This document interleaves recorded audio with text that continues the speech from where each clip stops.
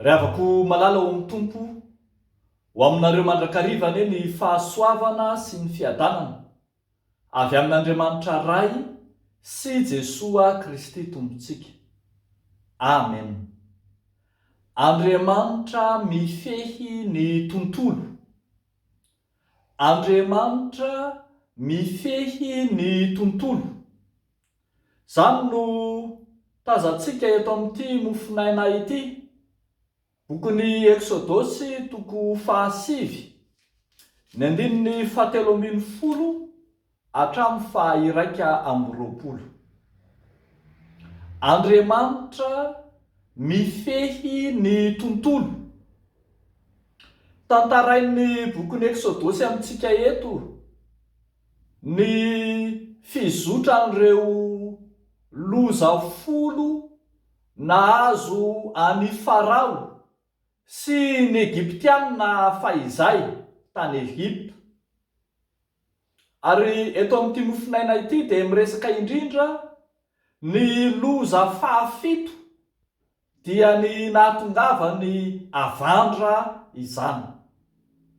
Taorian'ireo loza 9 izay teo aloha, raha mbola nanamafy ny fony Farao mpanjakan'ny Egypta tsy hamoaka ny zanak'Israely, tsy handefa ny zanak'Israely hanompo an'Andriamanitra, dia mampahatsiaro azy indray Andriamanitra eto fa Andriamanitra mifehy ny tontolo izy.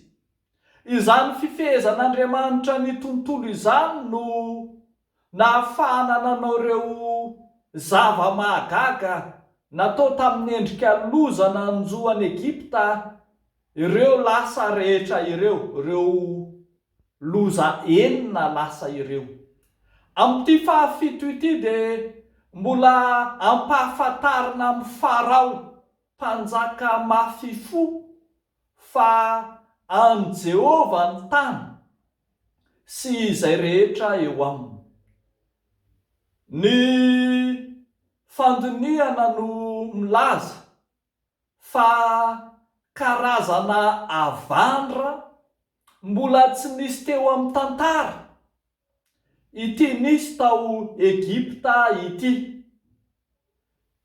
Avandra izay nahafaty ny biby fiompy mba amin'izay mpiandry azy mihitsy azy. Ary dia mahagaga mihitsy fa avandra milatsaka tsy amanorana any amin'ny tany izay tsy misy orana akory no nilatsahan'izany avandra izany. Tsara ny anamariana amintsika fa ny itodian'ny Farao ilay mpanjaka mafy any amin'Andriamanitra no tanjony, ahafantarany fa mifehy izao tontolo izao, mifehy ny tontolo Jehovah Andriamanitra. Eny, ampahafantarana amin'ny Farao mihitsy azy fa an Jehovah ny tontolo rehetra.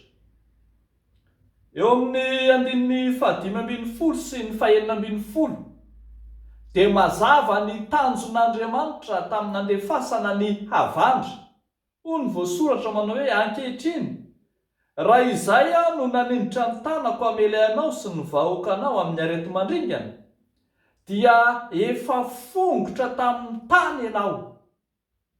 Kanefa izao indrindra no nampaharetako anao, dia ny ampahitanao ny heriko mba hambarany amin'ny tany rehetra ny anarako. Ampahafantarina amin'ny Farao sy ny Egyptianina ary ankehitriny fa manana hery mifehy ny tontolo sady tompony izao rehetra izao ny Andriamanitry ny zanak'Israely, ary ho ampitaina amin'ny firenena rehetra ambony tany izany herin'izy Andriamanitra izany. Rehavako malala ao amin'ny tompo tsy misy hery hafa na fahefana hafa afaka mifehy izao tontolo izao afa-tsy Jehovah Andriamanitra irery ihany. Izany no nahatonga an'i Jesosy miteny mazava tsara manao hoe efa nomena any fahefana rehetra any an-danitra sy ety an-tany. Ny apôstôly dia nanamafy fa tsy misy fiandrianana na fahefana na ny ambanin'ny tany na ny ambonin'ny lanitra mihoatra noho ny fahefan'izy Andriamanitra, mihoatra noho ny fahefan'i Kristy, fa izy irery ihany no lehibe. Ho antsika ankehitriny koa ary, raha isika voasodokany hery mamitaka, raha isika voafitaky ny hery mandrobo ka ahatonga antsika ho solafaka amin'izay tsy mahavonjy. Antsika tsara eto fa raha manaiky ny ain'ny tenin'ny Jehovah ny olona dia narovana tamin'ny avandra, ary nisy Egyptianina ny ain'ny tenin'ny Jehovah narovana tamin'ny avandra izy. Ireo izay tsy niainy kosa dia niaran-doza ny fiainany. Ianao koa ry havako malala, ekeo inoy ho manana ny toerana voalohany eo amin'ny fiainanao, eo amin'izao tontolo izao, ilay Andriamanitry ny Baiboly izay manana hery sy fahefana manova ny tantara, mety hitondra sy hikapoka anao, hitondra loza, kanefa koa mety hanafaka anao, hanome anao fiadanana tanteraka. Raha tsy ino ianao, zava-doza izany, fa raha ino ianao, ho hitanao ny voninahitr'Andriamanitra. Dia ho n'Andriamanitra irery ihany ny voninahitra. Amen. Hivavaka isika ry havako. Tompo, misaotra anao zahay ny amin'ny teninao izay mampahatsiaro fa tsy mitsahatra ianao Andriamanitra, manao ny dingana rehetra anatonana anay,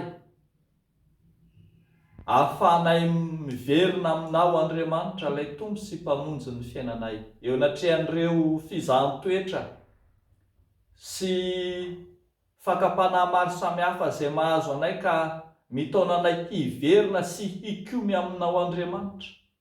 Dia mbola eo ny fanainao masina ilay mampahatsiaro, ilay mampitodika anay aminao hatrany. Vavaka izay tompo, mba hanana anjara fitahiana, fahasoavana, famindram-po avy aminao. Entinay ambavaka manokana amin'ity andro anio ity, ireo rehetra marobe izay miandrandra ny famonjenao, ireo izay mbola voafatotra, voageja, ireo izay mitady vahaolana, mivezivezy aty sy aroa, sahirana, tsy mahita izay anteherana. Ianao Jesosy hijery azy ireny, ireo izay ao anatin'ny aretina mafy, aretina lalina, ireo izay ao anatin'ny famoizam-po, fahakiviana, fahaterena amin'ny endriny maro samihafa. Tompo, mba hafaore izy ireny, mba hahatonga azy hanompo anao koa. Dia ataonay sy angatanay amin'ny anaran'i Jesosy izany vavaka izany. Misaotra Tompo. Amen.